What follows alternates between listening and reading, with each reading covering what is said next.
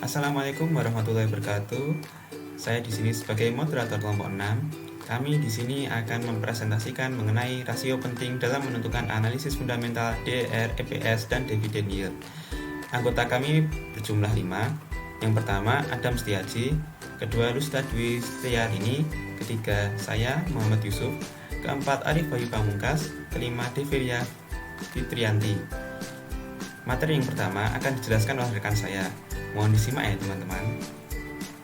Debt to equity ratio adalah rasio yang memberikan gambaran mengenai struktur modal yang dimiliki perusahaan atau keseimbangan proporsi antara aktivitas yang didanai oleh kreditur dan yang didanai oleh pemilik perusahaan, sehingga dapat dilihat tingkat resiko tak tertagihnya suatu hutang. Debt to equity ratio yaitu perbandingan antara total hutang dengan modal. Dalam arti lebih luas, adalah rasio keuangan utama yang digunakan untuk menilai posisi keuangan sebuah perusahaan. Nilai rasio dapat dijadikan sebagai acuan untuk menilai kesehatan keuangan. Apabila nilai rasio meningkat, berarti pembiayaan perusahaan diperoleh dari kreditur, bukan dari sumber keuangan perusahaan itu sendiri. Hal ini bisa menjadi peringatan bagi pemilik dan manajemen atas perusahaan. Selanjutnya, fungsi debt to equity ratio yang pertama yaitu memiliki fungsi untuk melihat jumlah atau kuantitas penggunaan hutang perusahaan. Yang kedua, digunakan untuk mengukur kemampuan perusahaan dalam membayar hutang yang dimiliki. Hal inilah yang dijadikan sebagai bahan pertimbangan oleh investor untuk menanamkan modal di perusahaan tersebut. Yang ketiga, yaitu dijadikan sebagai acuan struktur modal perusahaan tersebut.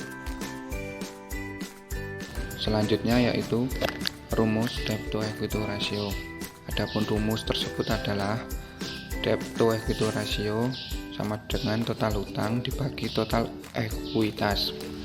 Total hutang sebagai catatan bahwa untuk menghitung debt to equity ratio memperhatikan nilai uang atau liabilitas dan equity atau ekuitas. Liabilitas merupakan sebuah kewajiban yang harus dibayarkan oleh perusahaan secara tunai dalam jangka waktu tertentu. Liabilitas ini dibagi ke dalam 3 kategori berdasarkan jangka waktu pelunasan, yakni kewajiban jangka panjang, kewajiban lancar, dan kewajiban lain-lain. Total ekuitas diartikan sebagai hak milik terhadap aset atau aktiva perusahaan, termasuk kekayaan bersih. Komponen ini terdiri dari setoran pemilik perusahaan dan sisa laba. Ekuitas terdiri dari setoran pemilik perusahaan dan juga sisa laba yang telah ditahan. Berikutnya yaitu earning per share. Earning per share adalah suatu representasi dari seluruh jumlah dana yang bisa diterima oleh pemilik saham atas setiap lembaran saham yang dimiliki investor. Umumnya, pembagian dividen ataupun keuntungan saham ini dilakukan setiap akhir tahun. Dalam suatu perusahaan, earning per share umumnya setara dengan revenue.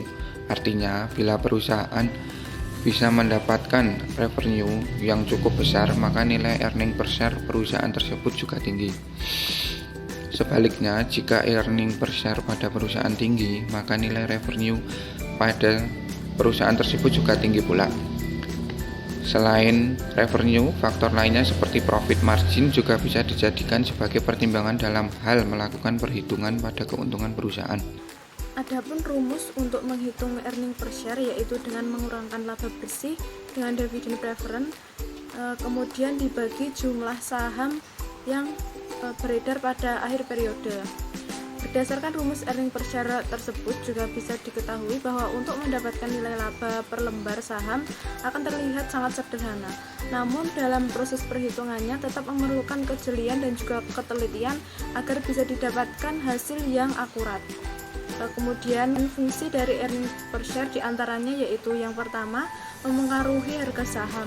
Bila perusahaan mendapatkan laba yang besar pada tiap lembaran sahamnya, maka perusahaan tersebut memiliki banyak dana yang bisa diinvestasikan kembali untuk operasional perusahaan. Dana tersebut juga bisa dialokasikan pada para pemegang saham dalam bentuk pembayaran dividen. Nah, hal tersebut bisa membuat harga saham menjadi meningkat. Yang kedua, yaitu menghitung price earning ratio. EPS juga bisa dijadikan sebagai komponen utama yang bisa digunakan untuk menghitung rasio harga pendapatan atau yang lebih sering disebut dengan price earning ratio. Kemudian yang terakhir, yang ketiga, transparansi keuangan.